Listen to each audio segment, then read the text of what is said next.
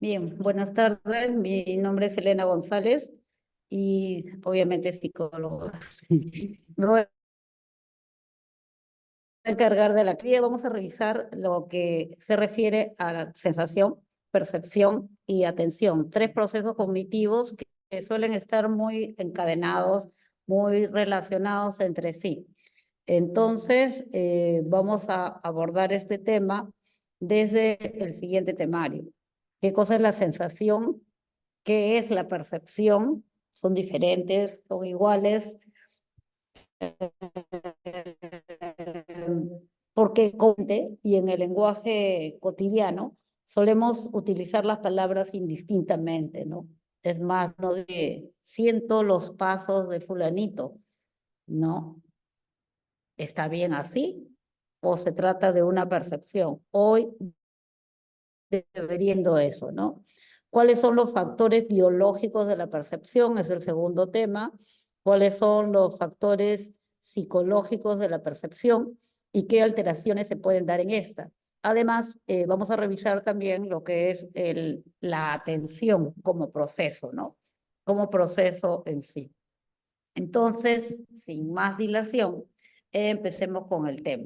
Si necesitan hacer alguna pregunta o alguna aclaración, activarían su micro o de repente, no sé si pueden escribir en el chat o como gusten, pero ya en el momento pertinente se responderán las preguntas. Empecemos por lo que es senso-percepción. Suele llamarse así al proceso en general, dado que es un proceso continuo, es un proceso que empieza siendo sensación y termina siendo percepción. Es un todo. Cuando hablamos de sensación, hablamos del proceso y suele llamarse un procesamiento ascendente por el hecho de que vamos a considerar que el cerebro está arriba y todo el resto de estímulos está abajo. Entonces todo asciende al cerebro. La sensación es el proceso a través del cual se captura órganos determinados de nuestro organismo, ojos, oídos, boca, piel, etcétera, capturan estímulos y los llevan hasta la zona cortical donde se registre, donde se anote, ¿ya? Por eso se le llama un procesamiento ascendente, va a subir hacia la cabeza. Allí termina la sensación, allí termina la sensación. Entonces, ¿qué sucede? Que esa información que ha llegado se va a integrar a otra información que tú ya tienes, lo que tú sabes y está relacionado con ese estímulo que ha ingresado, lo que te contaron, lo que te dijeron, lo que viviste, lo que leíste, etcétera, todo lo que sentiste de repente en una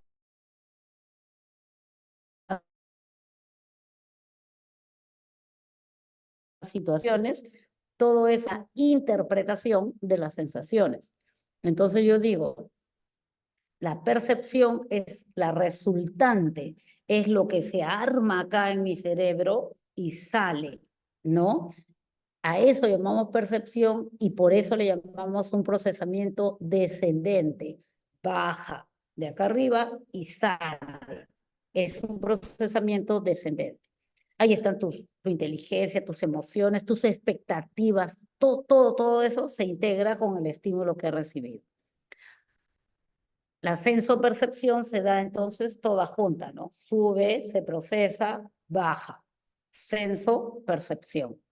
Cuando yo digo entonces, siento los pasos de mi padre que se acercan, no está bien dicho. Entonces yo debería decir percibo, porque la onda sonora entra a mi oído interno, ahí se registra y lo interpreto por el recuerdo, por las experiencias vividas, lo interpreto y digo, son los pasos de mi padre, ¿no es cierto? Y digo, percibo los pasos de mi padre, debería ser. La pregunta probablemente que cae por su propio peso es, Entonces, todo el tiempo estamos percibiendo. Sí, todo el tiempo estamos percibiendo. Es real. Hay varios conceptos. Vamos a revisar primero. Acá tienen un ejemplo, una gráfica bonita, miren. Tienen dos personas que están mirando un gráfico, llámese número, cada uno lo ve desde su perspectiva, ¿no es cierto? Los dos tienen razón. El de chaqueta verde dice, es un 6. El de chaqueta morada dice, no, es un 9. Lo estoy viendo, es un 9, es un 6. Claro, lo perciben de manera diferente porque están ubicados primero lo que es el proceso sensorial, o sea, la sensación. Y hay varios conceptos que están ligados a esas sensaciones. Transducción, órgano receptor, umbral absoluto, adaptación sensorial. Entonces voy a explicar esos conceptos para poder entender mejor cómo se da esta subida del estímulo, ¿ya? Tenemos el concepto de transducción. Cuando se habla de transducción, se habla de una transformación de un estímulo cualquiera a señal nerviosa. Como ustedes saben, dentro la señal nerviosa es el mensaje que discurre en la neurona. Puede ser en las dendritas, puede ser en el cuerpo neuronal, puede ser en el axón. Y saben ustedes que mientras esté dentro de la neurona, sea en las dendritas, sea en el cuerpo o sea en el axón, es una señal eléctrica, ¿no es cierto? La señal nerviosa es una señal eléctrica. Pero cuando escuchamos algo, los pasos de mi padre, ya. Cuando escuchamos algo, lo que ingresa a nuestro oído interno es una onda sonora. Y una onda sonora no va a correr ni por la dendrita, ni por el cuerpo, ni por el axón de la neurona. Entonces, para que pueda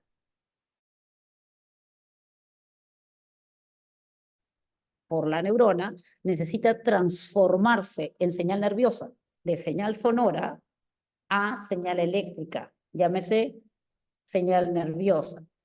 Ese proceso de transformación de señal sonora, en este caso del ejemplo, a señal nerviosa es lo que se conoce con el nombre de transducción. La transducción es la transformación de señal cualquiera, de estímulo cualquiera, a señal nerviosa. Si fuera, por ejemplo, algo visual, entra una onda luminosa a la retina de mi ojo y allí se tiene que transformar en señal nerviosa, porque por mi neurona no va a correr una señal luminosa, no, solo corre señal nerviosa, que es señal eléctrica. Entonces a ese proceso se llama transducción. Un recurso que ustedes pueden utilizar para acordarse del término que no es tan común es si yo, por ejemplo, le quito la N y la S a esta palabra, es traducción, ¿no? ¿Qué es la traducción? La transformación de un idioma a otro. La traducción, análogamente, es algo semejante, ¿no? La transformación de una señal cualquiera a otra, señal nerviosa.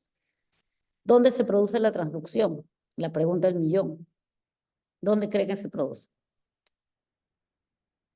¿En la corteza cerebral? ¿En los nervios? ¿Dónde creen que se produce la transducción? En el órgano receptor. El órgano receptor es el órgano especializado en recibir un tipo de señal. En el caso de la visión o los estímulos visuales, el órgano especializado es la retina del ojo. En el caso del oído, el órgano especializado es el oído interno. En el caso del tacto, vamos a llamarlo así, vendría a ser las terminales nerviosas de las neuronas, ¿no es cierto? Y así sucesivamente. Entonces, en el órgano receptor se produce esa transformación que se llama transducción. Ya, entonces ya sabemos que es un órgano receptor, que es transducción. ¿Qué es umbral absoluto? Podemos agarrarnos de una idea que tenemos de umbral. Cuando yo le digo a alguien, ¿qué haces en el umbral de la puerta? Me estoy refiriendo a que está en el bordecito ahí debajo de la escalera, ¿no? En umbral, está ahí. Si él da un paso hacia mí, está dentro del aula. Pero si da un paso hacia atrás, está fuera del aula. El umbral es el límite. Cuando hablamos de umbral absoluto, en este caso del ascenso-percepción, nos referimos justamente a eso. Nos referimos al límite, a la cantidad, a la intensidad que debe tener un estímulo para poder ser registrado, ¿ya? Para que pueda ser registrado en la zona cortical pertinente, occipital si es visual, temporal si es auditivo, etcétera, etcétera. Eso se llama umbral absoluto, el límite de intensidad que necesita un estímulo para poder ser registrado. Si no pasa el límite, no se registra, pues queda ahí nomás, pero no se registra. Si pasó el límite, entonces ya se registró el estímulo. Eso se llama umbral absoluto. Y el concepto de adaptación sensorial.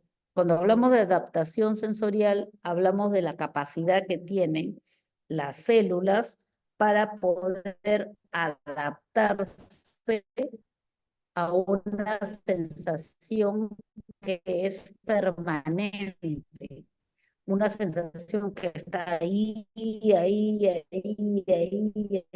permanece. Bueno, algunos de ustedes. Están ayudando a un compañero que está vendiendo gaseosas en un evento. Entonces tiene un tonel, un barril ahí de gaseosas, un barril con hielo donde ha metido gaseosas para tenerlas heladas. Entonces tú te ofreces a ayudar y te dice, ya, entonces tú ponte acá y me pasas, cuando te pide una gaseosa helada, sacas de ahí la que yo necesito. Entonces, ya, bien, lo hago, ¿no? Entonces, cuando empieza, ya te dice, pásame, qué sé yo, ¿no? Ya, pásame una Coca-Cola. Meto la mano al barril, que está con los bloques de hielo, y siento que está súper recontra, hiper helado, ¿no es cierto? O sea, mis células sensoriales capturaron esa temperatura y está muy fuerte. Ya, la pasé. Pero después de unos minutos que yo estoy ayudándolo, sacando las gaseosas del tonel que tiene bloques de hielo, pasa algo importante. Ya no lo sientes tan frío, ¿no es cierto? ¿Qué sucedió? Tus células, tus receptores sensoriales se adaptaron a esa temperatura, que ha sido una temperatura sostenida, o sea, una temperatura que se ha mantenido, te adaptaste, ¿sí? Sucede también, por ejemplo, cuando llegas al cine y es tarde. Llegaste al cine, hoy ya llegué, ya entra, ya estamos en la sala, ya entras, ya estoy en la sala 7, ya está. Ingresa nomás, voy a levantar la mano. Hoy no veo nada, pero mira bien, no veo nada, ¿no? Pero estoy levantando la mano. No, no veo nada, todo está negro. Tu ojo no ve nada, todo está negro. Pero pasan segunditos, ya un par de minutos de repente, pronto, hoy sí, ya te vi. Ya, siéntate, viste rochoso, estás ahí saltando. Siéntate, siéntate. Ya. ¿Qué pasó? La pupila de tu ojo se adaptó a ese poquito de luz que había. Eso es adaptación sensorial. La adaptación de tus células, de tus neuronas, al estímulo permanente. En este último caso, a la poca cantidad de luz que había. En el primer caso, a la temperatura muy helada que había. Entonces, tenemos varios términos que están ligados al proceso de sensación. La transducción, que es la transformación del estímulo, el órgano receptor, que es el órgano que contiene las células que recepcionan el estímulo, están especializados. Con el oído solamente escuchas, con la retina solamente ves, ¿no?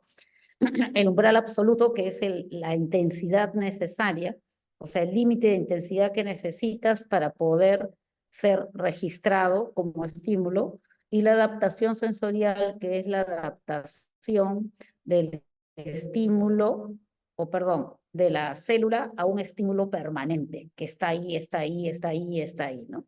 Así es como se explica, por ejemplo, que te adaptes a un clima determinado, a un olor determinado, de repente llegas a Chimbote, a la parte más cercana al puerto, y sientes un olor a pescado fuerte, es muy fuerte, pero ya estás viviendo ahí una semana y viene alguien y te dice, oye, ¿cómo puedes vivir con este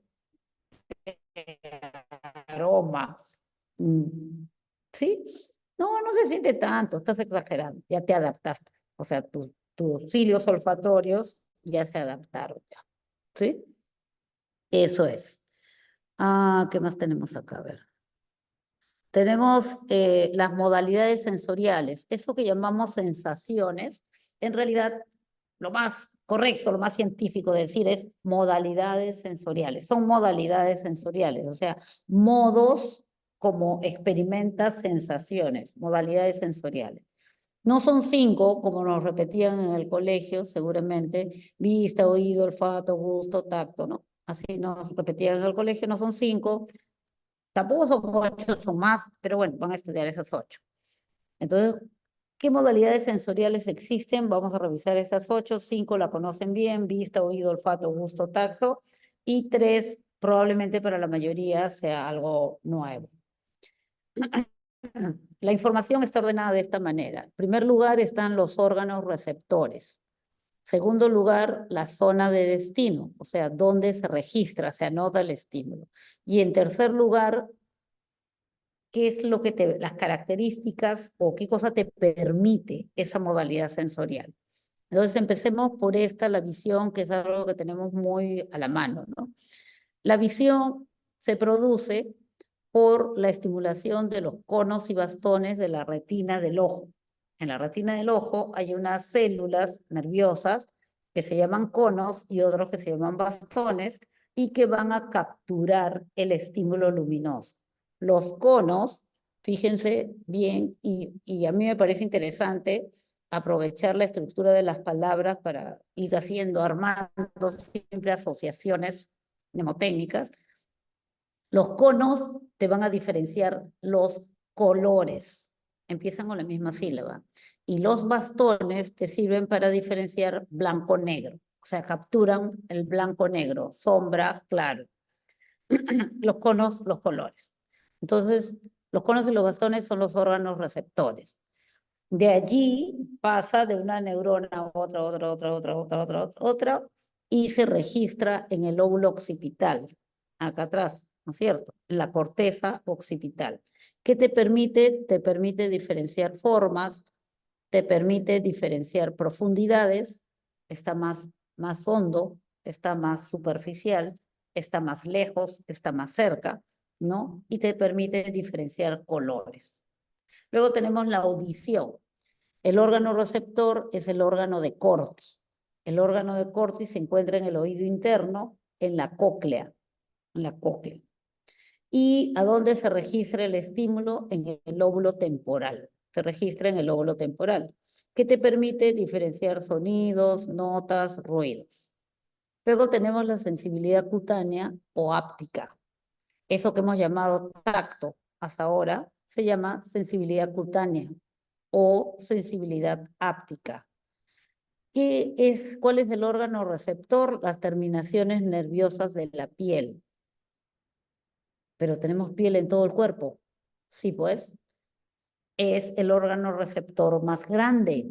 Todo nuestro cuerpo es un órgano receptor de la sensibilidad cutánea o áptica.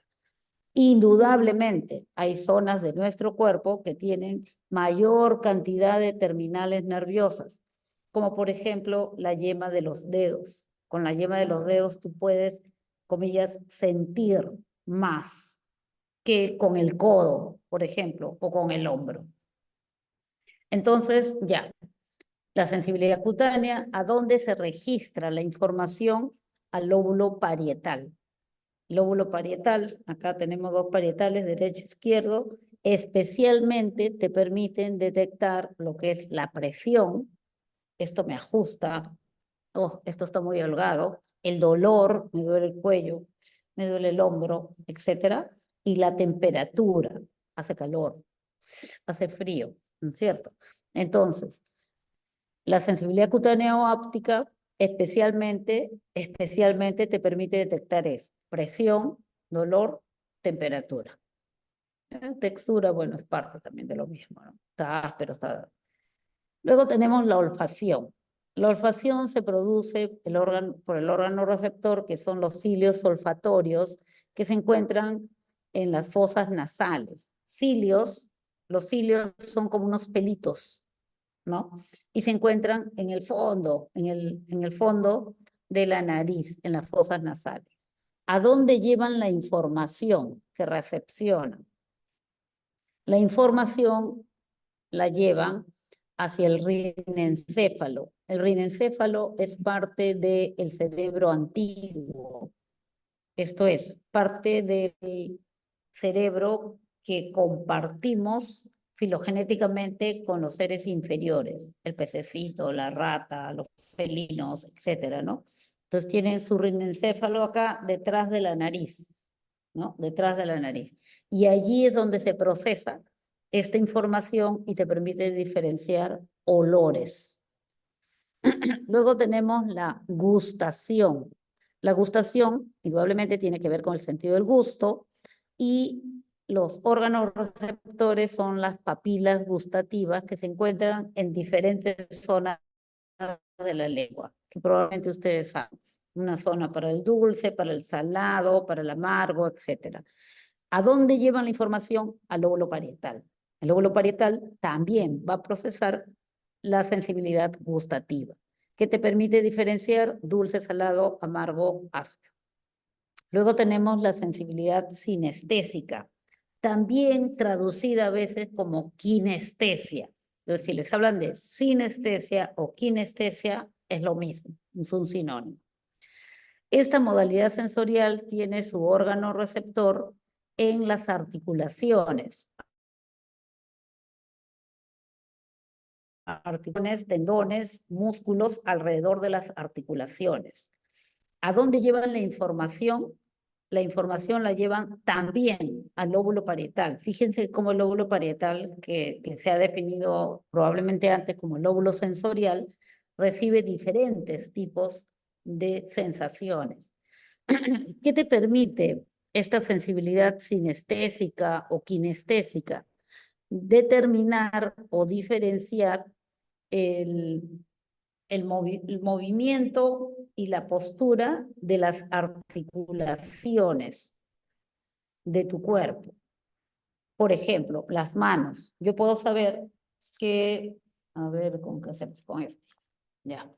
Que mi mano gira a la derecha o a la izquierda, que se detuvo, que los dedos están hacia arriba o están hacia abajo, aun cuando no lo vean. ¿Por qué? Porque aprendí, igual que ustedes, a leer la posición de mis articulaciones y eso es lo que me va a dar información sobre el movimiento fino. Movimiento fino es el movimiento así chiquito, ¿no? De mis dedos, en este caso. Puede ser las muñecas, pueden ser las rodillas también, los tobillos también, pero más se aplica a lo de las manos, ¿no? Entonces, la sinestesia o kinestesia te va a permitir eso.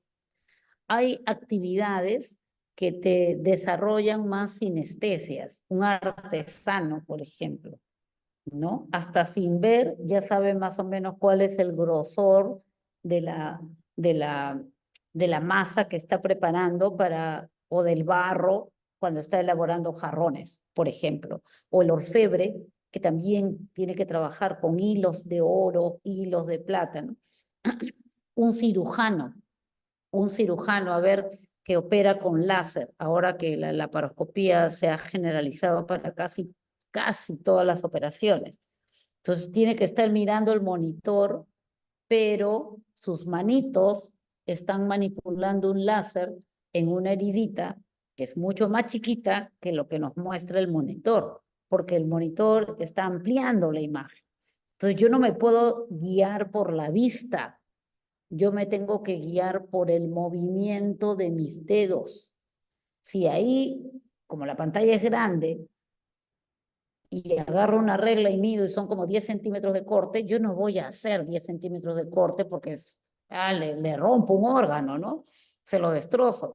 Yo tengo que calcular y dejarme guiar por mi movimiento, por mis sinestesias. Eso es sinestesia, ¿ya? Es la lectura que tú haces del movimiento fino de las partes de tu cuerpo que tienen articulaciones. Luego tenemos otra modalidad sensorial llamada modalidad sensorial vestibular o laberíntica. ¿Por qué se llama así? Se llama así porque está en las canales semicirculares del oído interno, en el laberinto auditivo, ¿ya? En el tronco encefálico. Entonces, fíjense, en los canales semicirculares del oído interno, allí hay una suerte de laberinto auditivo, ¿ya? Unos huesitos así en forma de laberinto, y ahí hay unas pequeñas células que se llaman otolitos. Estas células tienen como unos pelitos que están ahí dentro del líquido que existe en los canales semicirculares del oído interno.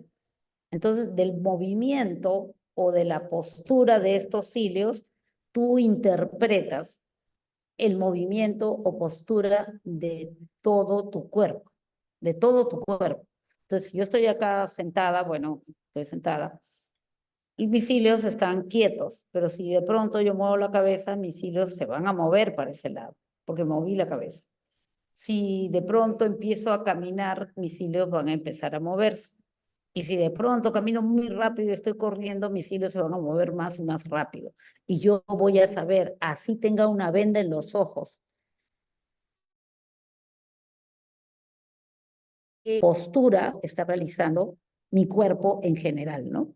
Eh, si, por ejemplo, alguien empieza a girar sobre su eje, a dar vueltas, rápido, por favor, más rápido, más rápido, más rápido, más rápido, detente. Te detienes, pero por inercia los cilios se van a seguir moviendo. Y es el momento en que tú vas a decir, alto, alto, espérate, todavía estoy mareado, pero ya no te estás moviendo, pero me siento mareado, espera, ya ahora sí.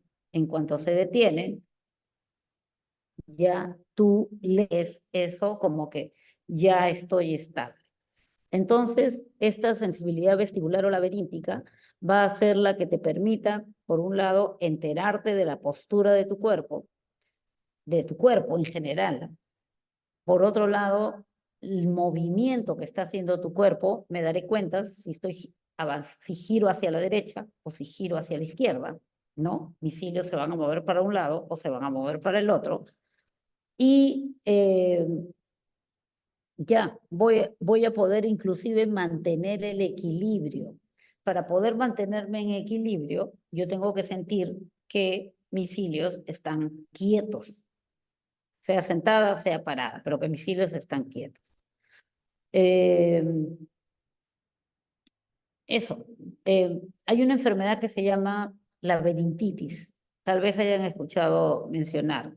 La laberintitis es una enfermedad que se produce cuando se inflama el laberinto auditivo. Cuando se inflama el laberinto auditivo, sube la temperatura de este líquido en el que están inmersos los cilios. Entonces los cilios empiezan a moverse, pues, porque la temperatura es muy alta, ¿no? Se mueven, se mueven, se mueven, se mueven, se mueven, se mueven, se mueven. Y entonces el sujeto, el paciente, experimenta mareo permanente que no lo deja ponerse de pie, ni siquiera estar sentado en una silla, se resbala y se cae. Tienen que sostenerlo. Ese es el principal síntoma de la laberintitis. Y se llama así, decía, porque en los canales semicirculares del oído interno, en el laberinto auditivo, allí se encuentran esas células, ¿no? Entonces, eh, la sensibilidad vestibular o laberíntica me permite mantener el equilibrio, me permite mantenerme en equilibrio, me permite enterarme de los movimientos de mi cuerpo en general, de la postura de mi cuerpo y de los movimientos gruesos de mi cuerpo. Te permite, dice aquí, y aceleración en el espacio. ¿A dónde llevan la información? Al tronco encefálico, a los núcleos vestibulares del tronco encefálico. Por eso se le llama sensibilidad vestibular también. ¿Por qué? Porque lleva la información ahí justamente a los núcleos, a los núcleos vestibulares del tronco encefálico. Finalmente tenemos la senestesia. Senestesia, diferente, es con E, senestesia o sensibilidad orgánica. La sensibilidad orgánica o senestesia es el equivalente, más o menos análoga, a la sensibilidad cutánea o al tacto, pero ¿dónde? En la musculatura lisa. La musculatura lisa o musculatura blanca es la musculatura de las vísceras, del estómago, de los intestinos. Entonces, en esos órganos, tú también puedes experimentar dolor, presión, temperatura. Y puedes detectarlo gracias a esta modalidad sensorial llamada senestesia o sensibilidad orgánica. ¿A dónde lleva la información? Al lóbulo parietal. ¿Cuándo se produce eso? Tú te das cuenta cuando tu estómago está contrayéndose o cuando está dilatándose, cuando estás comiendo, por ejemplo, ¿no? Entonces te informas de eso. También lo puedes experimentar como sensación en situaciones como el hambre. Cuando tienes hambre, tu intestino, que cree que va a entrar comida, empieza a contraerse y dilatarse, contraerse y dilatarse. Y tú experimentas eso y lo interpretas como que siento hambre, tengo unos retorcijones, ¿sí? Ya, gracias a la modalidad sensorial, senestesia o sensibilidad orgánica, ¿ya? También lo experimentas cuando estás cansado, por ejemplo. Cuando estás cansado, entonces también puede suceder eso, ¿no? Estás cansado, hiperventilas, significa que tus pulmones se llenan más de aire más rápido, ¿no? Más rápido y con mayor intensidad, y entonces presiona las vísceras y tú lo interpretas como que, espérate, estoy cansado, ¿no? Sientes eso gracias a la modalidad llamada senestesia o sensibilidad. Hambre, sed, cansancio son las causas permanentes o las causas frecuentes de esta modalidad sensorial. Luego tenemos, ahora sí, acabamos con las sensaciones y vámonos a la percepción. Cuando hablamos de percepción, hablamos de la interpretación que hacemos de nuestras sensaciones, ¿no es cierto? Interpretación de nuestras sensaciones, sí. Ya. Hay acá digamos que como principios, ¿no? La percepción del conjunto, dice, excede la suma de las partes. ¿Qué quiere decir eso? Que cuando tú percibes, no solamente juntas estímulos y lo interpretas. No, no, no, no. Cuando tú percibes, integras todo esto y le das una forma determinada. Por eso es que dice que la percepción del conjunto va a exceder, o sea, va a ser más que la suma de las partes. No es solamente juntar partes, es integrarlas y darles forma. El sujeto que percibe aporta, pone algo en la organiza la información que ha entrado, sino que además le pone algo de su parte. La escuela que estudió estos principios o leyes de la percepción fue la escuela gestáltica. Ustedes se acordarán que la escuela gestáltica decía, bueno, la psicología debe estudiar la percepción, porque por lo que acabamos de concluir nosotros, ¿no? Porque al final nosotros percibimos el mundo, o sea, no solo no lo sentimos, lo percibimos, lo interpretamos. Entonces la psicología debe estudiar la percepción, decían los gestaltistas. Y consecuente con eso, los gestaltistas se dedicaron a estudiar la percepción. Ellos querían saber si es que, ¿será que cada uno interpreta de acuerdo a lo que se le ocurre? ¿Será que cada uno interpreta de acuerdo o hay ciertas leyes, ciertas reglas de interpretación? Ellos descubrieron que hay ciertas reglas. y le llamaron principios o leyes de la percepción.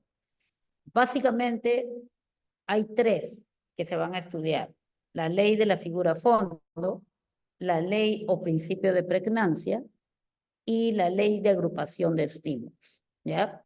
Ahí al costadito tienen unas figuritas que tienen que ver con percepción, porque es interpretación, ¿no? Entonces yo digo, ¿estos son dos perfiles o es una copa blanca? ¿No? Entonces, ¿qué hace que yo vea perfiles o qué hace que yo vea una copa? ¿Mm? Y la otra ley es la ley de agrupación de estímulos. Ah, ya, ahí nomás. Espérate. Ya. ¿Qué dice la ley de la figura fondo? Vamos a revisarla acá. Es de que en toda percepción que se dé, los estímulos que ingresan se agrupan en dos.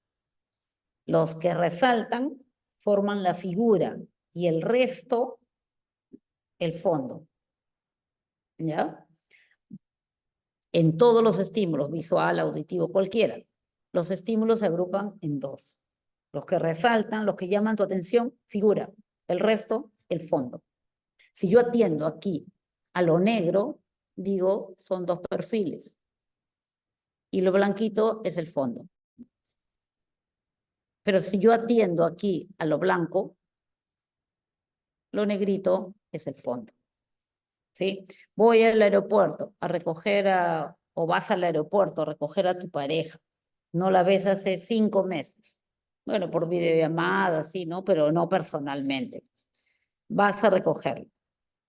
Entonces, estás ahí esperando, ves, se abre la puerta del avión, baja la escalinata, empieza a bajar gente y ya está. La viste, la ubicaste, está bajando, está bajando, está bajando, está bajando. La sigo con la mirada, la sigo, hasta que ya veo que va a entrar pues aduanas, migraciones, todo eso.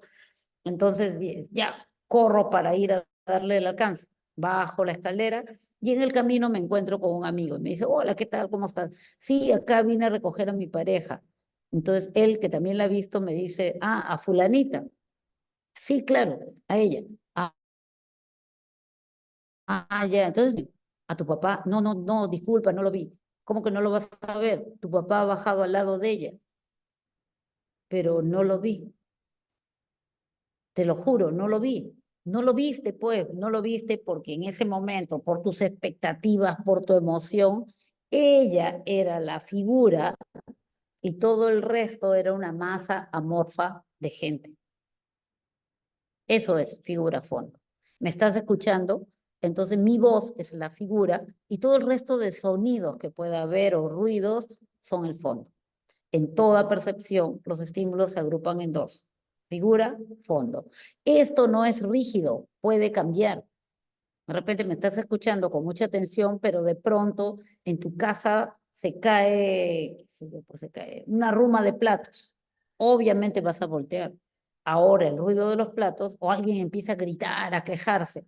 Esa pasa a ser la figura y mi voz pasa a ser parte del fondo. Entonces, figura o fondo es algo que puede variar. Esa es la primera ley. En toda percepción, los estímulos se agrupan en dos: figura y fondo. Segunda ley, pregnancia, también llamada ley de la buena forma. ¿Qué dice la ley de la buena forma? Que en toda percepción, uno siempre trata de darle la mejor forma posible, una buena forma, por eso se llama ley de la buena forma, una buena forma a las cosas que percibe. ¿Y qué es una buena forma? Una buena forma es una forma conocida, es una forma entendible, una forma simétrica, una forma fácil de recordar. Pero no es algo que voluntariamente lo hagas, como es una ley, simplemente se da, sucede, nada más, sucede, ¿ya? Eh, a ver, estás arreglando cajones y de pronto encuentras una foto amarillenta, partida, vieja, se ve un rostro, un solo ojo, un pedacito de nariz, un pedacito de boca, lo miras, lo miras, lo miras, y vas donde tu mamá y le dices, mamá, es el abuelito Genaro, ¿no? ¡Oh, sí! ¿Cómo lo reconociste? Tú le diste la buena forma. Si tiene un ojo, qué sé yo, grande y verde, el otro también ha de ser igual, pues. O sea, tú le diste una forma simétrica. Si este pedacito de nariz es delgadita, es la que falta, también debe ser delgadita. O sea, todo eso lo hiciste automáticamente.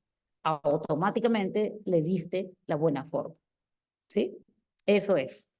¿Te puede llevar errores? Sí, pues te puede llevar errores en algunos casos, pero es la ley, o sea, tú tiendes a darle la buena forma. Hay gente que conocen también que no habla claro, ¿no? Que no abre su boca para hablar, que parece que sus dientes de arriba y abajo estuvieran pegados, ¿no? Entonces, pero son tus amigos, lo conoces de años y tú lo entiendes, pues. Tú le entiendes porque tú le das la buena forma. Oye, ¿vas al cine? ¿Qué? ¿Vas al cine? Pues.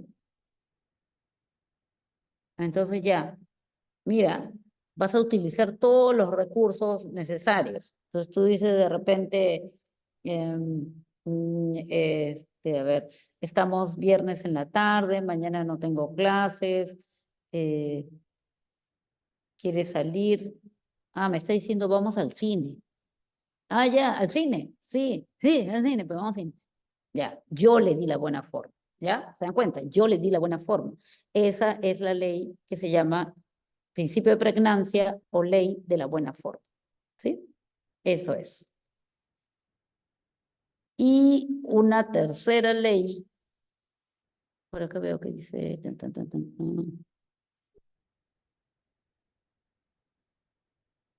ya nada.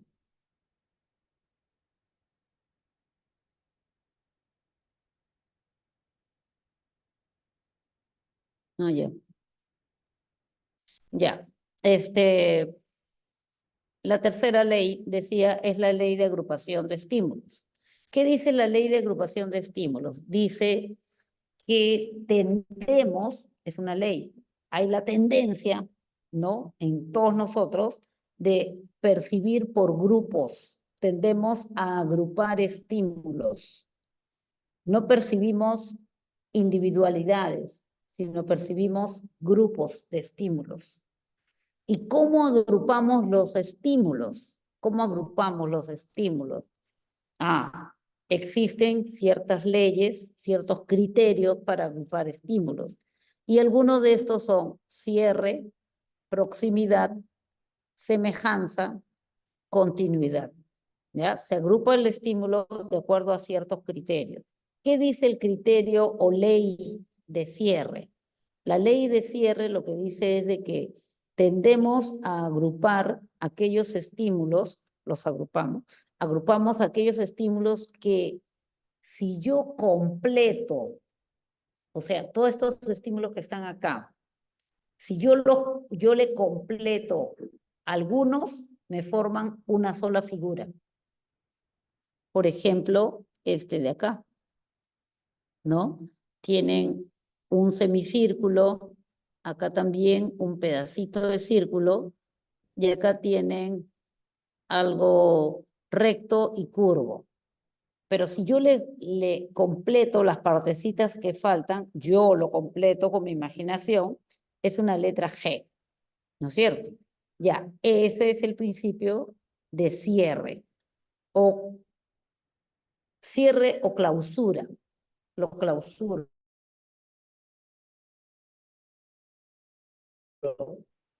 Eso dice, yo tiendo a completar.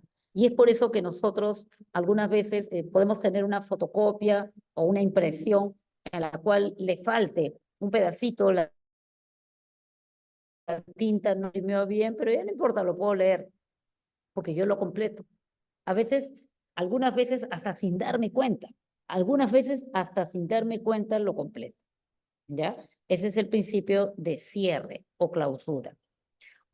Esa es una de las razones o de los, mm, de los casos en los cuales se aplica este principio de cierre, ¿no?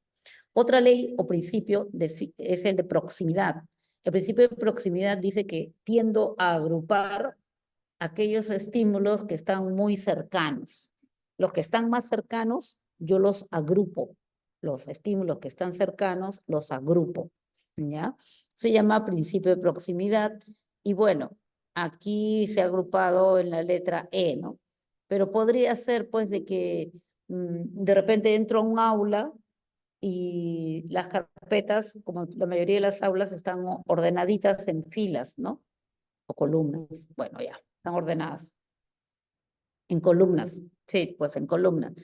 Ya, pero yo miro y alguien me pregunta, ¿y qué vía? ¿Carpetas están todas revueltas? No, en columnas. O sea, yo agrupé todas las que estaban más próximas. Eso es el principio de proximidad. Tiendo a verlas como parte de un solo estímulo, aquellas que están más cercanas, ¿ya? Y las que están distantes ya no, pues serán parte de otro grupo, ¿no? Ley de proximidad.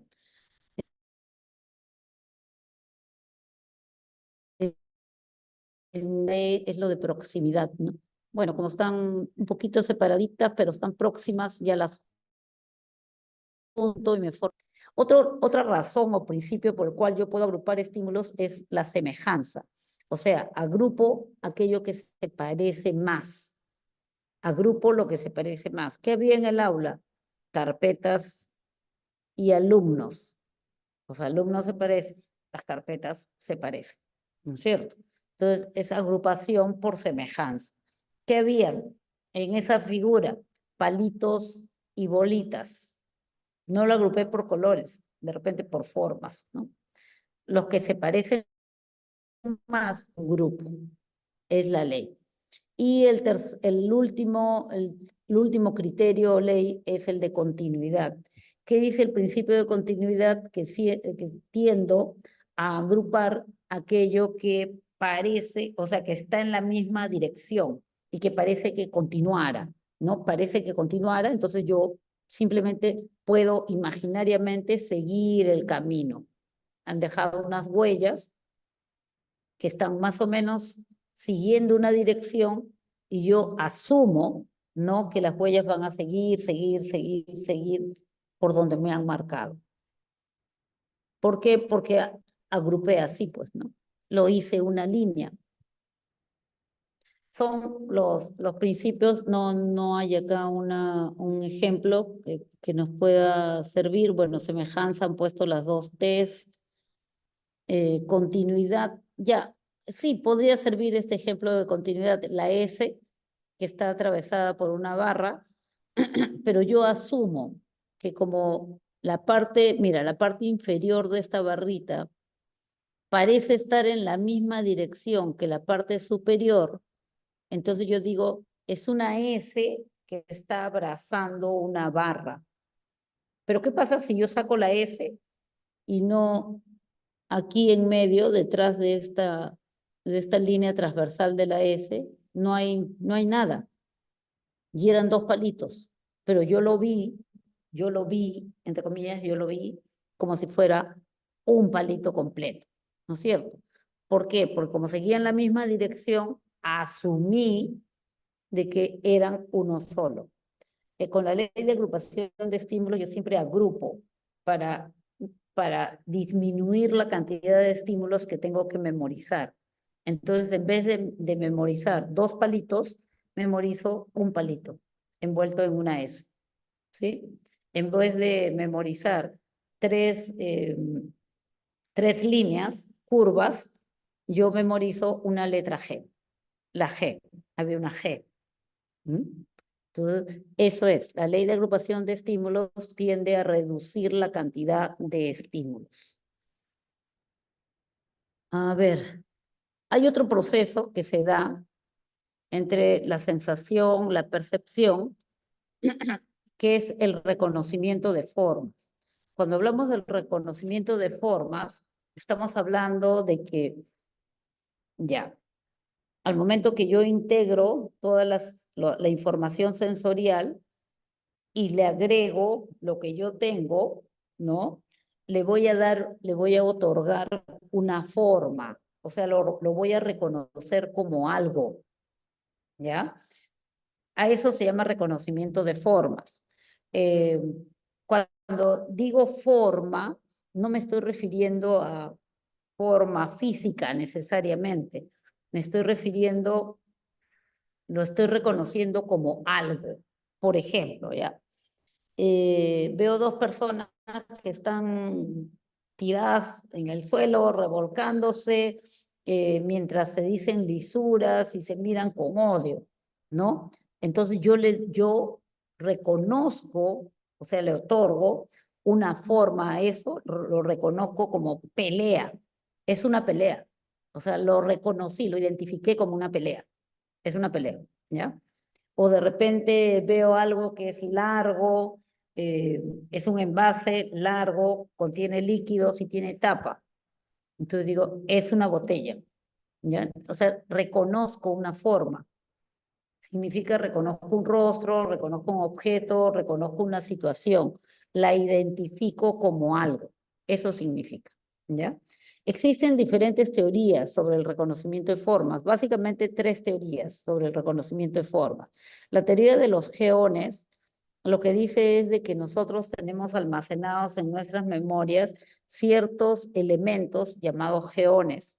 Estos elementos son como piezas de rompecabezas que al unirse dan lugar a los objetos que conocemos. Entonces, cada vez que conocemos un objeto, vemos por qué eso es lo que guardamos, ¿ya? Por ejemplo, una taza está formada por este geón cilíndrico con este curvo que parece un asa, ¿no? Un maletín rectangular con este otro que parece asa. Ya está. Eso es, ¿no? Esa es la teoría de los geones.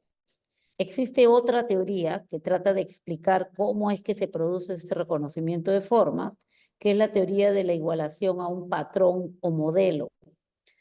Esta teoría de igualación a un patrón o modelo lo que dice es de que tú reconoces las formas porque tú tienes almacenado en tu memoria patrones, modelos, plantillas.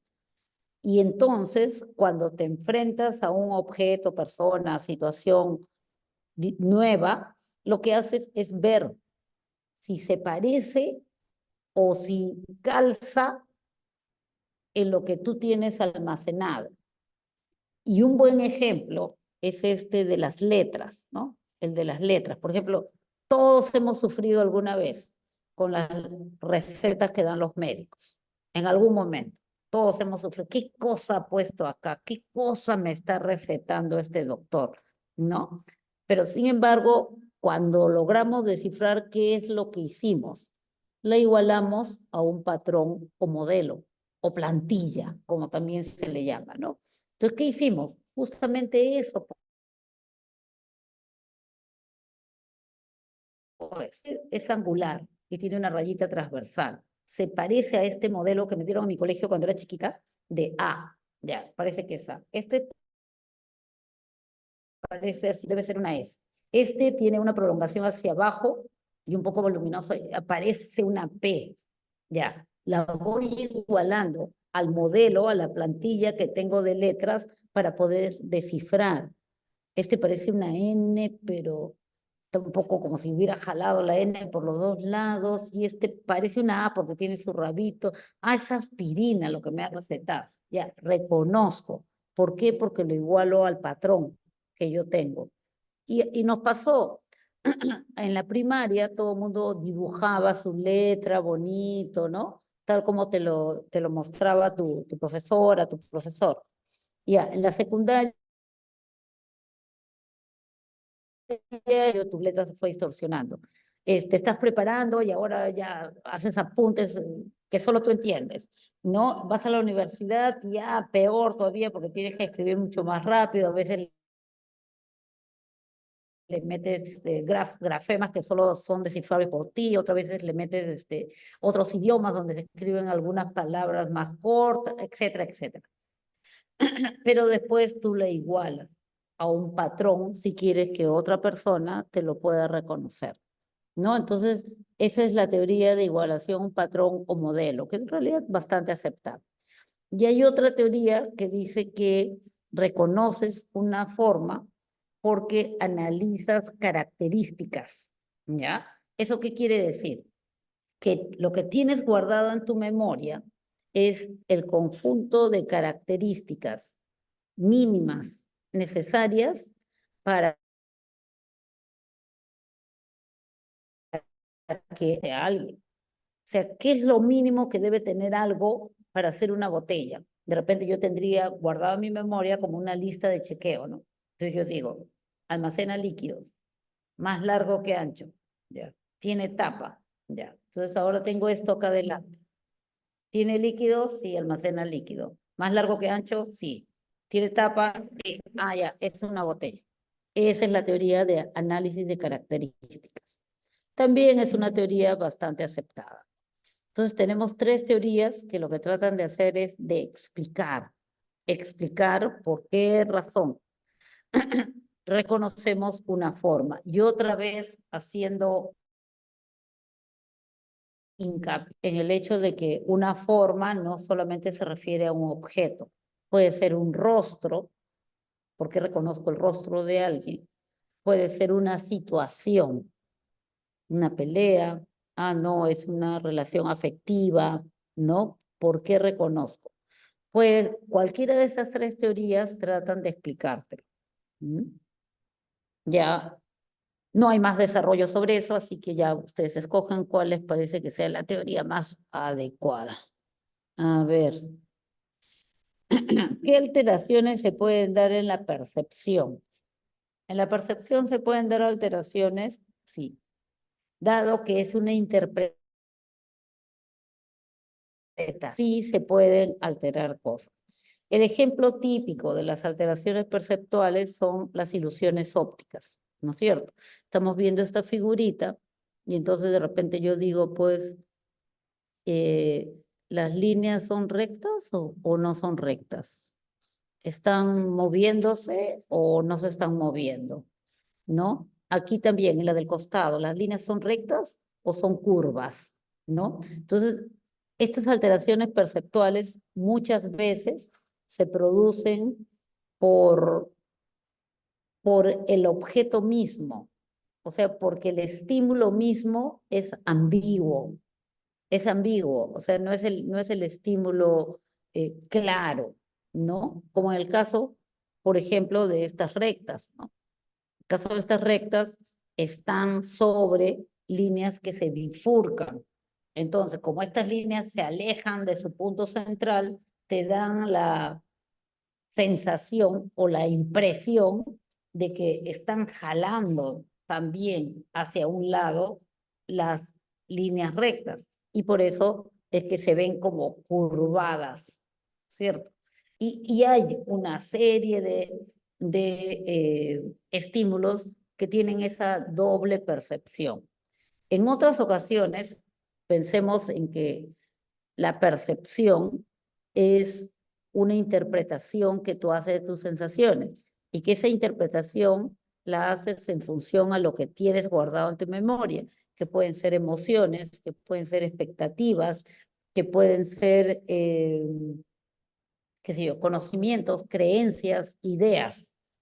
Entonces, cualquiera de esas razones, cualquiera de esos elementos puede ser motivo para una confusión. Les voy a contar un caso que es real, ¿ya? Había un muchacho que estaba, bueno, como que había querido estar con una chica y finalmente ya estuvo con la chica. Entonces tenía una enamorada, pero algunas personas le habían dicho que, oye, pero ten cuidado, no sé, a mí me parece que es muy salamera, muy afectuosa con ese otro muchacho con el que comparte clases en el aula donde ella está, ¿no? No, no, no, nada, nada que ver, plena confianza, todo bien, no pasa nada, ¿no?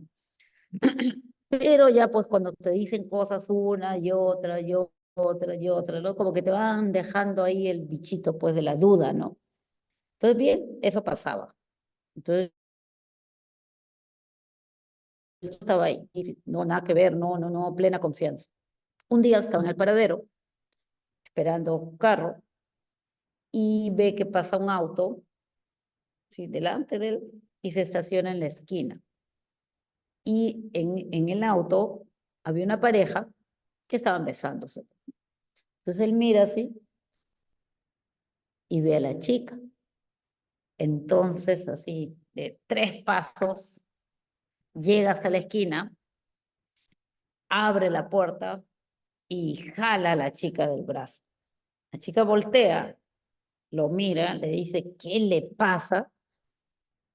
Él mira a la chica y tierra, trágame, ¿no? Disculpe, disculpe, disculpe, le juro que yo vi a mi enamorada. Le juro que yo la vi. Disculpe, por favor, discúlpeme, que no sé, no sabía qué hacer. ¿Eso qué fue? Eso fue un actual. Eso fue, él la vio, hubiera podido poner su mano encima de la Biblia, le hubieran podido poner un polígrafo y él decía que la había visto. O sea, él la vio, pero no era pues. ¿Qué le falló ahí? O sea, ¿qué cosa le jugó una mala pasada? ¿Qué creen ustedes que le jugó una mala pasada? A ver, si chatean o si hablan, no sé cómo verlos. No, no, no veo su... creo que... mm, ya, acá.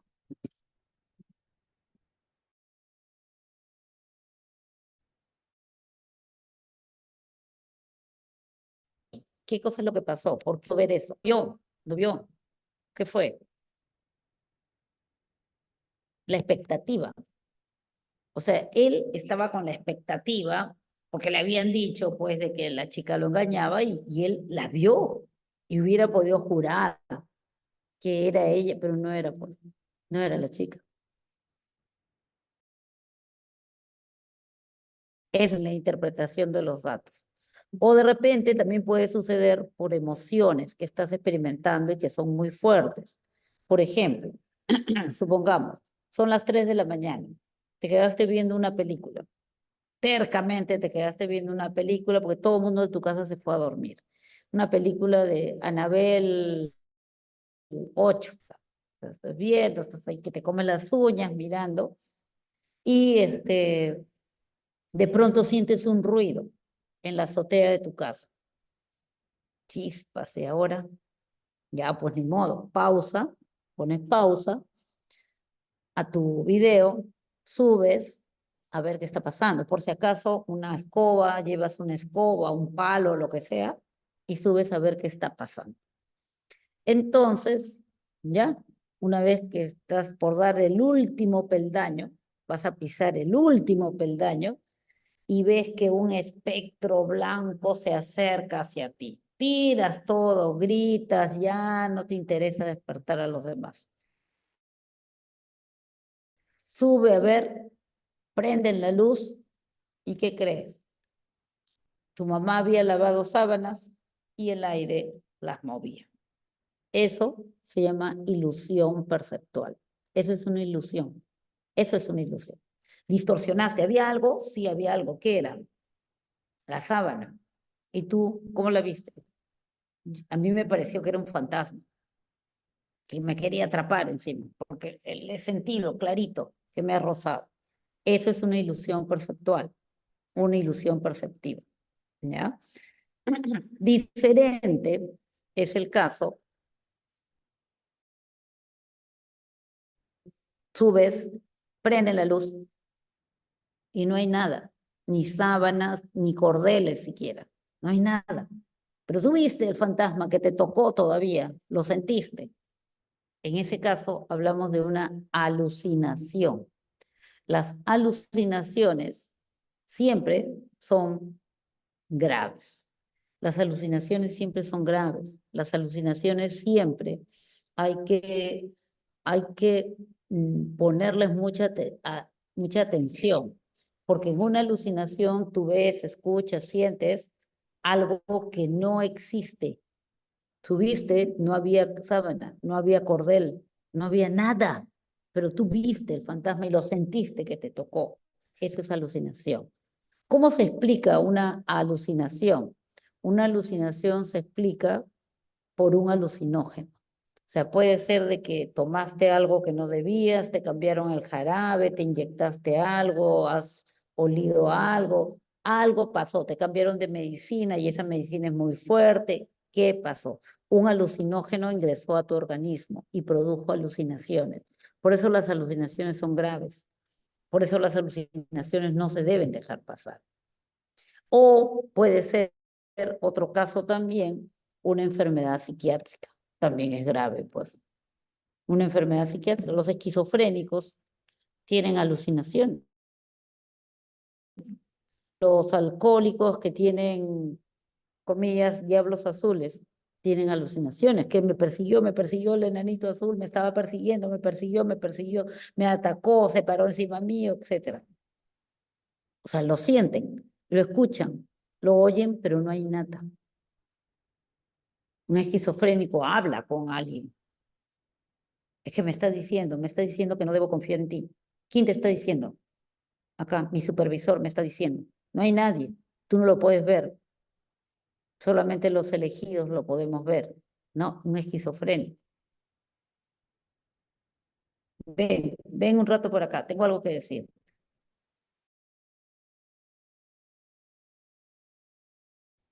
Antes lo siente, que lo está sujetando y que no lo deja moverse. En esos casos hablamos de alucinaciones. Repito, las alucinaciones siempre son graves. Una enfermedad psiquiátrica o un alucinógeno.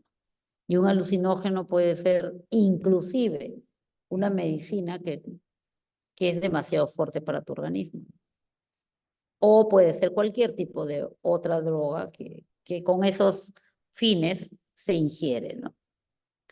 Pero es diferente. O sea, una de repente, diferencias más saltantes entre iluminación y en la ilusión hay un estímulo presente. En cambio, en la alucinación no hay estímulo. Yo escuché un bebé que lloraba, pero no, ya he pedido información a toda la vecindad y era el gato del vecino. Entonces, había un sonido, pero yo lo interpreté mal, ilusión. Escuché a un bebé que lloraba y nadie más escuchó nada, alucinación. Entonces, en las ilusiones hay un estímulo que está presente. En las alucinaciones no hay estímulo presente. ¿Ya? Entonces son graves, por eso son muy graves. Hasta allí, y antes de pasar a otro proceso, díganme si hay algo que no esté muy claro, algo que quieran de repente aclarar o profundizar un poquito más. ¿Qué decir? Bueno.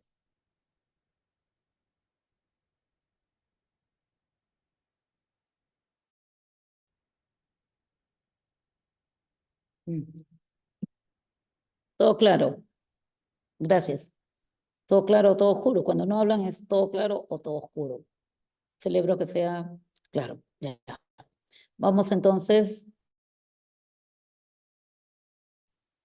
a... Vamos al otro, ¿ya? Vamos al otro proceso. Me equivoqué acá. Ya. El otro proceso es el proceso de atención. Cuando hablamos de atención, podemos entender este proceso cognitivo. Es un proceso cognitivo también. Los procesos cognitivos son los procesos que te ayudan a tu cognición. Cognición viene de conocer, o sea, todos aquellos procesos que se producen aquí dentro de tu cerebro, que no los puedes ver, que no tienen una realidad concreta, pero que sí los puedes inferir, se llaman procesos cognitivos. Algunos le dicen procesos mediadores, porque están en medio, ¿no? Esos son procesos cognitivos. Atención, percepción, memoria, inteligencia o razonamiento, toma de decisiones. Todos esos son procesos cognitivos. La atención es un proceso que tiene dos fines o dos funciones importantes. Por un lado, selecciona información sensorial relevante. Quiere decir, a través de la atención, el sujeto cierne, es como, está bonito el gráfico, como que pasa por una coladera. Esto sí va, esto no va. Selecciona información sensorial relevante. Y por otro lado, ¿no? La atención funciona también como un control, como un proceso de control de otros procesos cognitivos, ¿ya? O sea, los modera, los aumenta o los disminuye, en el caso de la memoria. En el caso de la memoria, la atención ayuda, o sea, a más atención el sujeto va a tener mayor posibilidad de memorizar. Menos atención, menos posibilidad de memorizar, sobre todo lo que es la memoria sensorial, ¿no? Entonces, allí funciona como un regulador, se le llama proceso de control, ¿no? Proceso de control de otros procesos cognitivos, especialmente la memoria. Pero la atención también puede funcionar o cumplir con la función de filtro, seleccionando alguna información y no otra. Atiendes a aquello que te interesa, ¿no? O aquello que es saltante.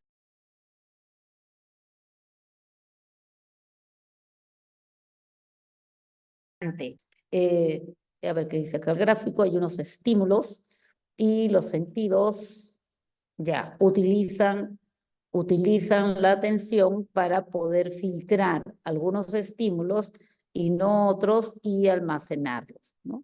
Bueno, aquí están todos los sentidos, oído, que le he puesto acá olfativo, tacto, me imagino gusto. En todos los casos, el proceso de atención es un proceso importante, ¿no? Porque va a seleccionar algunos y no otros.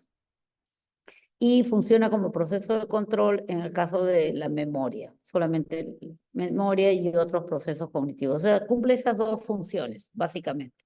Filtra información, deja pasar alguna, la que es importante, la que es relevante para ti, y de repente me van a preguntar, ¿y cómo sabe la atención que es relevante para ti? ¿Saben cómo sabe? Eh, porque el cerebro humano, cerebro, ya lo podemos poner así, ¿no? Cerebro igual pensamiento, el cerebro mantiene conexión, el cerebro humano por lo menos, con todos y cada una de las estructuras nerviosas. El cerebro se conecta con el tálamo, el cerebro se conecta con el hipotálamo, el cerebro se conecta con todos los órganos. Y por lo tanto, el cerebro se conectará, en este caso, con el tronco encefálico, que es la base de la atención, para decir, entre comillas, analógicamente, qué cosa es importante o no para el individuo. Y por eso es que en diferentes etapas de nuestra vida, los objetos, lo que es importante para nosotros es algo que va cambiando también, ¿no? En nuestra vida, que sea lo más dormilona posible, ya pasa un tren por el costado de su ventana y no se despierta por nada. Pero sin embargo, esta chica acaba de dar a luz a una bebita o un bebito, no sé, y nada, ya están en su casa, acaban de llegar a su casa. El bebito apenas gime, apenas, a medianoche, a las 2 de la mañana, y está cansadísima, y ella inmediatamente se despierta. ¿Qué lo despierta? Su sistema reticular lo despierta, ¿no es cierto? Y eso es atención latente, eso es atención involuntaria, ¿no? ¿Y por qué lo despierta? Porque el cerebro dijo, ahora cambió y dijo, la vida, eso la despertó, ¿se dan cuenta? Entonces, eso es lo que va sucediendo. O de repente a ustedes también les puede haber sucedido, ¿no? Están durmiendo, 3 de la mañana, y papá y mamá, o bueno, ya sus padres, ahora los departamentos son chiquitos, ¿no es cierto? Entonces, todo como que están muy serios, están conversando en la sala y dicen, ¿y si lo mandamos a estudiar mejor a Cuba? Y tú te sientas inmediatamente, saltas de la cama y dices, ¿qué me van a mandar a dónde? Oye, tú estás durmiendo, tú estás espiando nuestras conversaciones. No, estaba durmiendo, pero no sé si soñé o escuché, ustedes dijeron que me iban a mandar de viaje. Vete a dormir, ya mañana hablamos contigo. ¿Qué pasó? Filtró, pues, filtró, esto es importante, lo dejó pasar y te despertó. ¿Se dan cuenta? Entonces, la atención es el proceso que funciona como filtro. ¿Qué pasa, qué no pasa? Y funciona también como un proceso de control. Cuando les hablen de proceso de control, se refieren al proceso que puede estimular, o sea, puede mejorar algo. Vamos a suponer, en el caso de la memoria, puede mejorar la memoria o puede desmejorarla, disminuirla, puede interferir en la memoria del individuo, ¿no? Eh, a ver, ¿qué tenemos acá? Existen diferentes tipos de memoria, de atención, perdón, diferentes tipos de atención, de acuerdo al interés y de acuerdo, dos clasificaciones, de acuerdo al interés y de acuerdo a la actitud del sujeto. De acuerdo al interés del sujeto, podemos decir que hay atención sostenida, selectiva o dividida. Ahora la pregunta es, ¿y cómo la diferenciamos? Miren, bien fácil. La atención selectiva es lo que toda la vida te han pedido.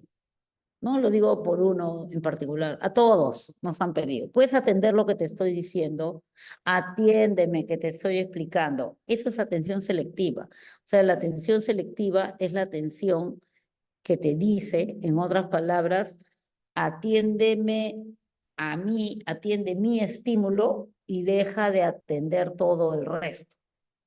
Eso es atención selectiva. A ver acá, el ejemplito está bonito. Acá, en el punto medio y todo el resto, no, no vale. No lo atiendas. El resto no lo tomes en cuenta. Ya, eso es atención selectiva. Atiendo uno y dejo de atender el otro. O atiendo esta parte del estímulo, pon atención acá, a esta línea, ¿no? Entonces atiendo esa línea y dejo de atender todo el resto. Eso se llama atención selectiva. La atención sostenida es la atención que se produce cuando tú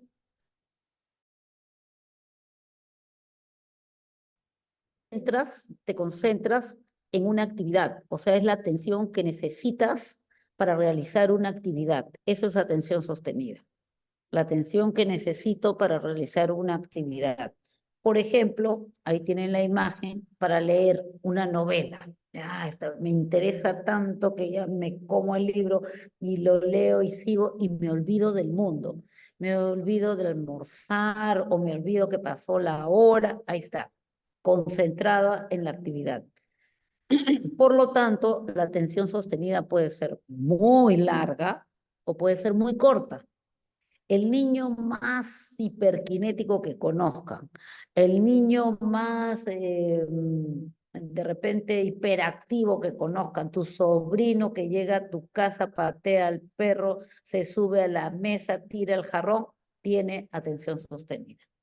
¿Por qué? Porque es la atención que necesita para realizar una actividad. Para patear al perro, pobrecito, no necesita dirigir su piececito al animal. Para eso empleo atención sostenida. Para subirse a la mesa, necesita subir a la mesa, ¿no? Poner su pie en el lugar o la rodilla en el lugar debido de la mesa y no hacerlo en el aire. Entonces necesita la atención sostenida para realizar una actividad. La atención sostenida es la que utilizamos para amarrar los zapatos, si tiene pasadores o la zapatilla, ¿no? Puede ser muy corta, muy breve, como subir a la mesa, como subir una escalera, puede ser también muy larga, como por ejemplo, ya, me encantó el libro que es bastante grueso, pero lo leí todo. O puede ser la atención sostenida de un cirujano, ¿no? Que entra a una operación y termina a las 6 horas, a las 5 horas, a las 8 horas.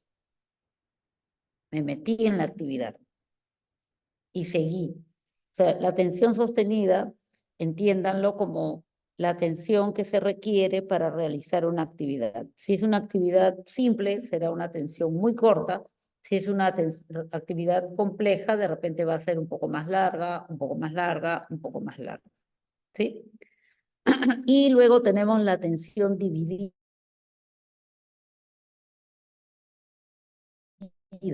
Eh, digamos, colocas en 3 o más actividades, 2, 3 o más actividades.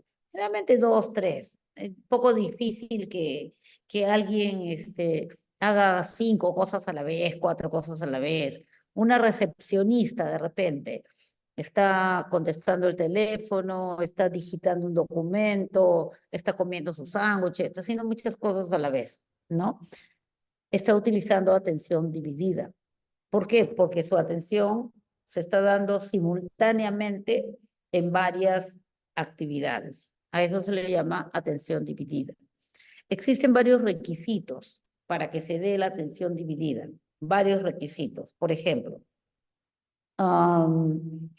los estímulos no han de ser muy demandantes, o sea, no deben ser actividades muy complejas, ¿no? Tienen que ser actividades de mando medio, ¿no? Por ejemplo, ahí vemos a la chica, ¿no? Está planchando y está contestando el teléfono. Planchar es una actividad casi mecánica, ¿no? Contestar el teléfono de repente ahí sí requiere un poco más de concentración. Y bueno, está digitando, parece que está haciendo algo, ¿no? Que probablemente esté relacionada con la llamada telefónica. Entonces, las actividades no han de ser muy complejas. No, porque si no, no se da bien la atención dividida. Por ejemplo, resolver un ejercicio matemático, una ecuación compleja y a la vez resolver los problemas con tu pareja. Sí, pero yo te dije que ¿cómo sale? Y si le saco la raíz cuadrada. Pero ¿por qué no vas a hacer bien ni una ni la otra cosa? No vas a hacer bien nada, ¿no? Ninguna de las dos cosas te van a salir de medias. Entonces, para que la atención dividida funcione, uno, las actividades deben ser de mando medio. Segundo, una de las actividades, por lo menos una de las actividades que hace simultáneamente, tendría que ser una actividad que, que ya se haya vuelto automática, que la hagas sin pensar. Esa es una actividad automática, ¿no es cierto? La hagas sin pensar. Por ejemplo, ¿qué? Correr y cantar, correr y escuchar música, salir a caminar y estar conversando con una persona, manejar, si sabes hacerlo, manejar un auto y estar de repente hasta intercambiando ideas, conversando con alguien, ¿no? Una de las actividades, por lo menos, es automática. Como la abuelita, pues, ¿no? Que, bueno, ya sería bisabuela ahora, porque las abuelas ahora son jóvenes. Ya, está tejiendo y está viendo la novela, ¿no? Y reniega todavía, y te cuenta, ¿no? No, es que te pasó esto, pasó lo otro, y sigue atendiendo. Y porque el tejido ya es una actividad que lo hace automáticamente, que no está pensando en hacerlo. Pero si recién estuviera aprendiendo a hacerlo, sería diferente. Ahí no podría hacerlo de manera paralela. Si recién está aprendiendo a manejar y tú te pones a conversarle, cállate que no me dejas concentrar, no me va a ir bien, puedo chocar, ¿no? ¿Por qué? Porque no puede dividir su atención, porque es una actividad que requiere la atención sostenida, ¿sí? Entonces, para que funcione, sea buena, uno, las actividades deben ser de mando medio. Dos, una de las actividades tienen que haberse convertido en automáticas. 3, las actividades tienen que requerir la actividad de modalidades sensoriales diferentes, o sea, deben apuntar a modalidades sensoriales diferentes. Por ejemplo, ver algo que está bien cercano a ustedes. Escuchar música y leer. ¿Funciona? Sí, sí funciona, pues. Estoy escuchando música y estoy leyendo. Sí. Música, pues, que te impacte emocionalmente, ¿no?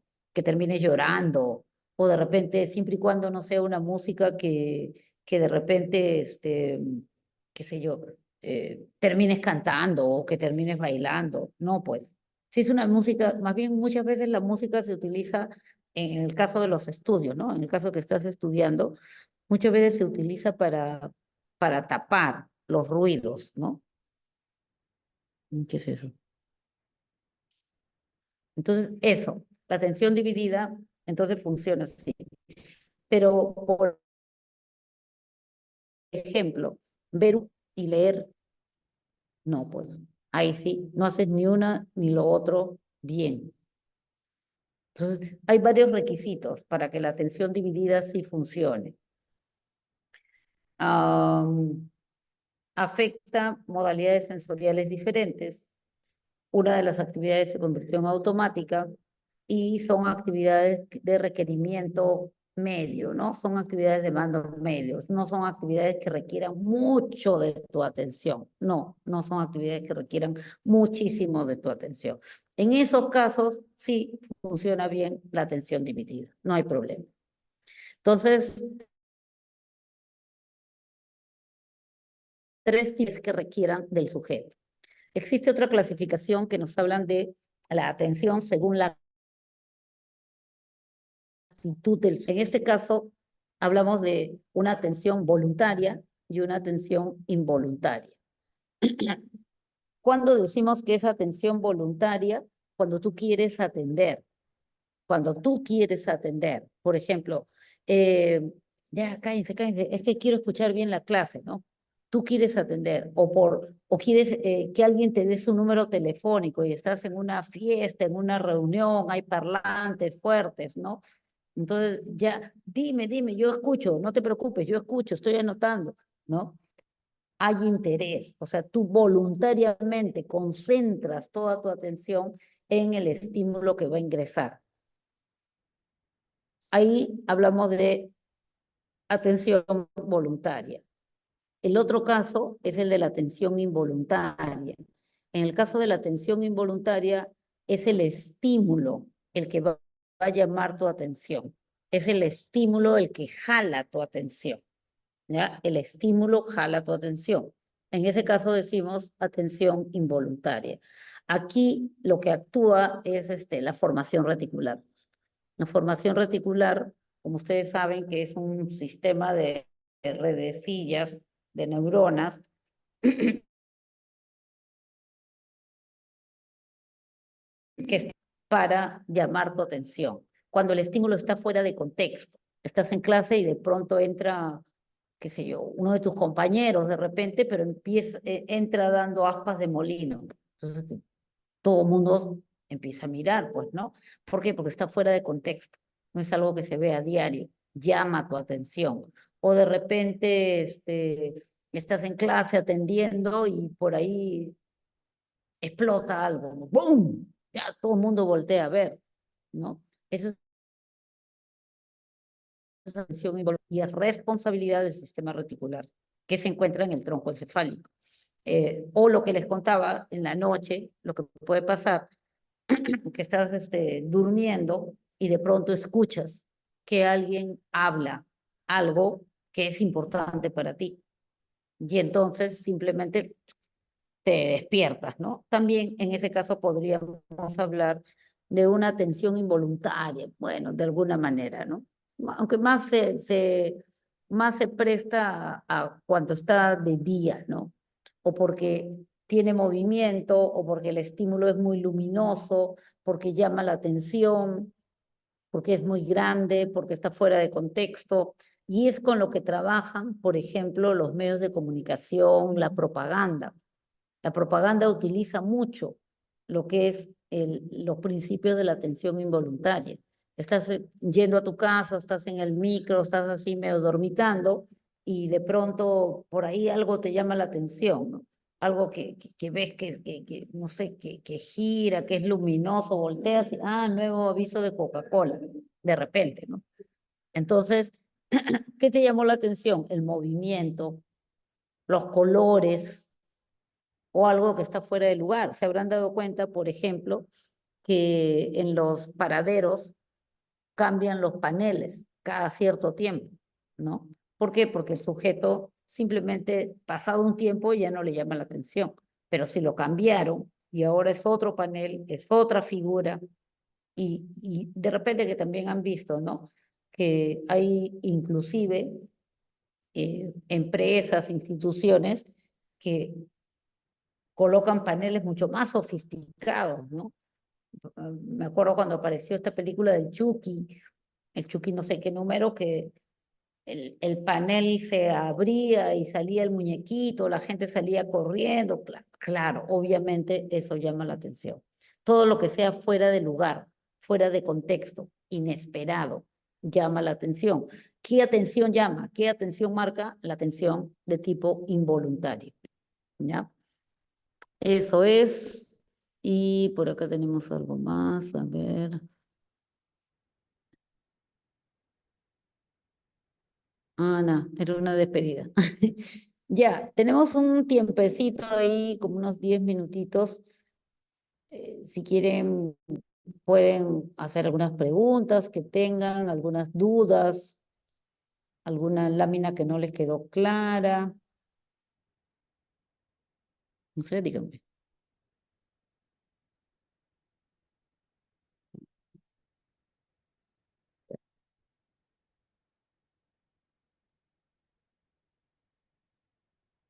¿Qué dicen?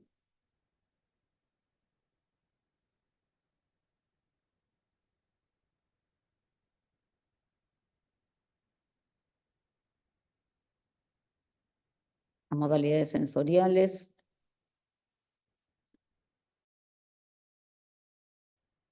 sí, la percepción. La percepción es un proceso psicológico, la sensación es un proceso fisiológico, ¿ya?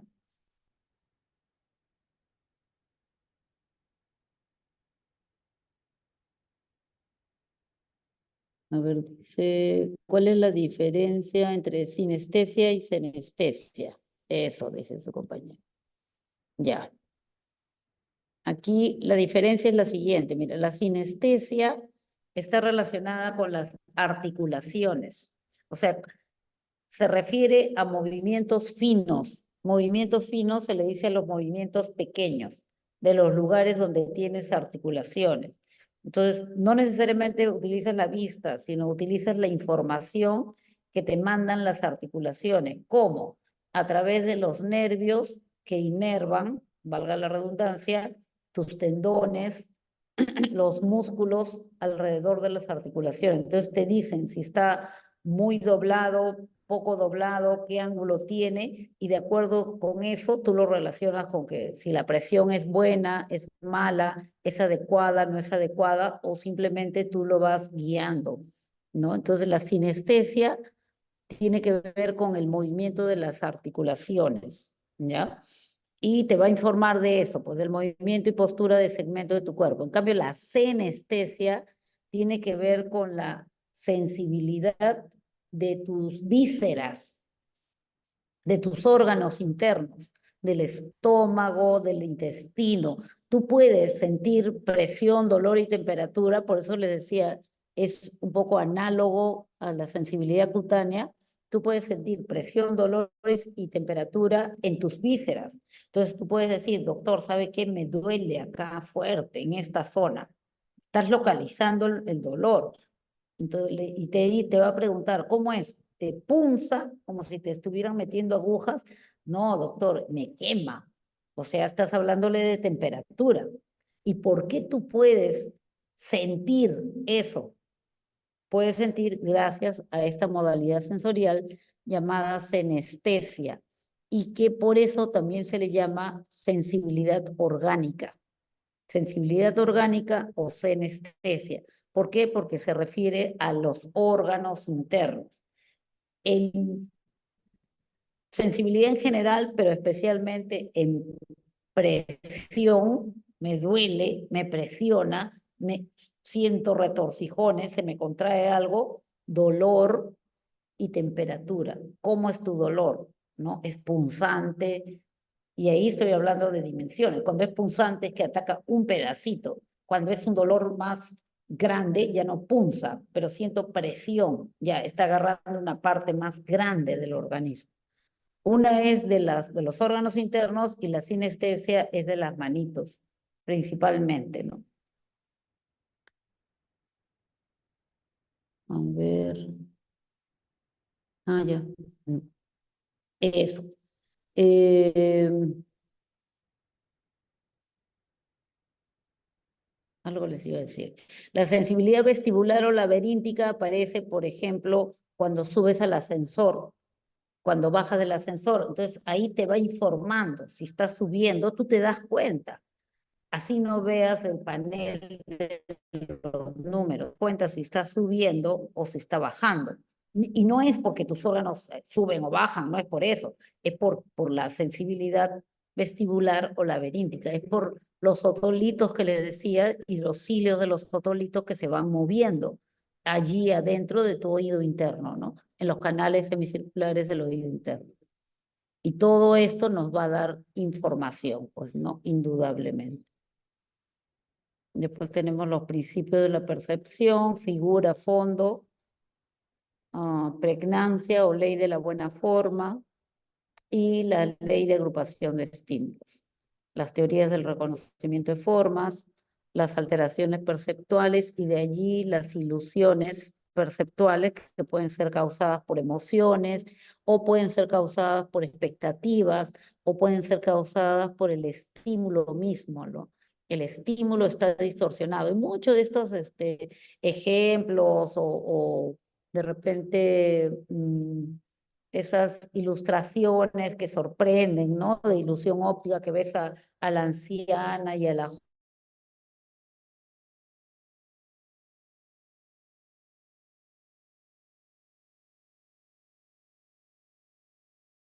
Ilusiones son causadas por tan ambigua que se presta a que tú puedas interpretarlo de maneras diferentes, ¿no?